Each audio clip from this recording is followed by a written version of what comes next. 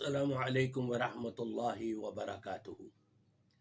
الحمدللہ رب العالمین والعاقبۃ للمتقین والصلاة والسلام علی سید الانبیاء والمرسلین۔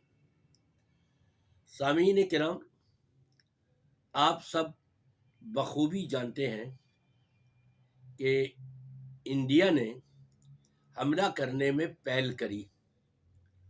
اب وہ اپنی جان چھڑانے کے لیے ایسے ہتھ کنڈے استعمال کر رہا ہے کہ جس سے لوگوں کو یہ احساس ہو کہ نہیں جی، پہل تو پاکستان نے کی ہے، جبکہ اس کا ہمیشہ جو بھی جھوٹ بولتا ہے وہ کھل کے منہ بولتا ہے کہ ہاں یہ جھوٹ ہے۔ یہاں انہوں نے انڈین نے کارروائی کری اور نام رکھا سنڈور۔ پاکستان نے جوابی کارروائی کرتے ہوئے نام رکھ دیا بنیان مرصوص۔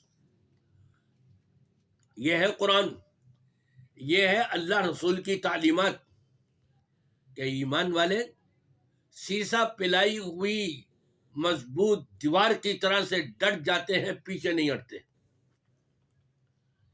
انڈیا نے کیا سمجھا ہے کہ پاکستان کچھ کمزور ہے؟ نہیں ہے۔ اللہ کے فضل و کرم سے، اللہ کی مہربانی سے پاکستان ٹیکنیکل اعتبار سے اور آلات کے اعتبار سے، قوت کے اعتبار سے اللہ کے فضل و کرم سے بہت آگے ہے۔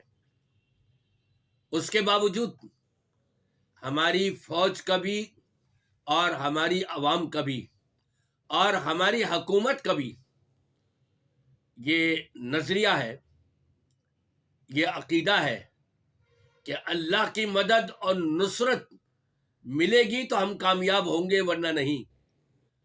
اس چیز کے پیش نظر عام مسلمان بھی اپنے اللہ سے دعائیں بھی کر رہے ہیں، اور فوج جو ہے وہ بھی اللہ کا نام لے کر کے آگے بڑھ رہی ہے، کیونکہ اللہ کی مدد کے بغیر کہیں پر بھی کسی کو بھی کامیابی نہیں ہو سکتی۔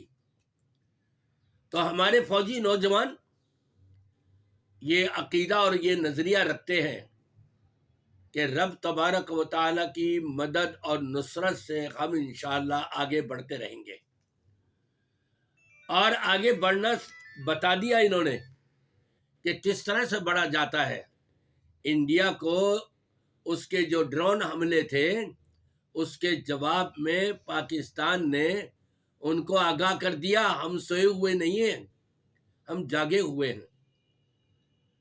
یہ تماشا ایسے نہیں چلے گا، بلکہ مسلمانوں کو، مسلمان فوج کو کل بنیان المرصوص کی طرح سے، سیسا پلائی ہوئی دیوار کی طرح سے پاؤ گے، اور تم ان کا اللہ کے فضل و کرم سے کچھ نہیں بگاڑ سکو گے۔ اور میں اپنی حکومت کو بھی اور اپنی پاک فوج کو بھی، پاک فوج کے سربراہان، پاک فوج کے نوجوان، سب کو یہ یقین دلانا چاہتا ہوں کہ پاکستان کے اندر کروڑوں اہل حدیث، علماء، جوان افراد موجود ہیں جو اس بات کا عزم رکھتے ہیں کہ حکومت جب ہم کو اشارہ کرے گی، ہماری فوج کو جب ہماری ضرورت پڑے گی، ہم رکیں گے نہیں، ہم تھمیں گے نہیں، بلکہ ہم فوری طور پر لبیک کہتے ہوئے اور میدان میں کود جائیں گے۔ کیوں کہ سب کو معلوم ہے کہ کافروں کے ساتھ میدان میں کود جانا، اگر واپس آ گئے تو غازی کہلائیں گے، اور اگر وہیں پر ڈھیر ہو گئے تو شہید کہلائیں گے۔ جو شہادت کی زندگی ہے، جس کے بارے میں رسول پاک صلی اللہ علیہ وسلم نے یہ قسم کھا کر کے کہا تھا، والذی نفس محمد بیدہ لوددت ان اقتل فی سبیل اللہ ثم احیا ثم اقتل ثم احیا ثم اقتل ثم احیا، او کما قال صلی اللہ علیہ وسلم۔ نبی پاک صلی اللہ علیہ وسلم کی یہ تمنا تھی، یہ آرزو تھی، یہ خواہش تھی، یہ چاہت تھی کہ میں اللہ کے راستے میں شہید کیا جاؤں، شہید کر کے زندہ کر دیا جاؤں، پھر شہید کیا جاؤں، پھر زندہ کر کے پھر شہید کیا جاؤں، پھر زندہ کر کے پھر شہید کیا جاؤں۔ شہادت میں جو درجہ ہے اور شہادت کے عبادت میں جو لذت ایمانی ہے وہ کسی اور عبادت کے اندر اتنی عظیم محسوس نہیں ہوتی۔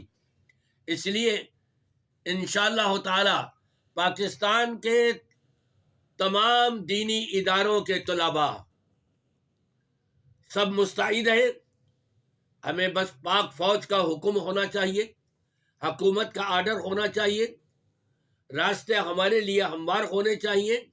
انشاءاللہ تعالی تمام دینی مدارس کے طلباء، کسی بھی مسلک سے ان کا تعلق ہو، تمام کے تمام دینی مدارس کے طلباء، اساتذہ، کارندے سب اپنے آپ کو پیش کرنے کے لیے تیار ہیں اللہ کے راستے میں جہاد کے لیے۔ میری دعا ہے کہ اللہ تبارک و تعالی یہ اہل کفر کو نیست و نابود کرے۔ اللہم انا نجعلک فی نحورہم ونعوذ بک من شرورہم، اللہم اکفنا شر اہل الکفر، اللہم دمر دیارہم وشتت شملہم، آمین یا رب العالمین۔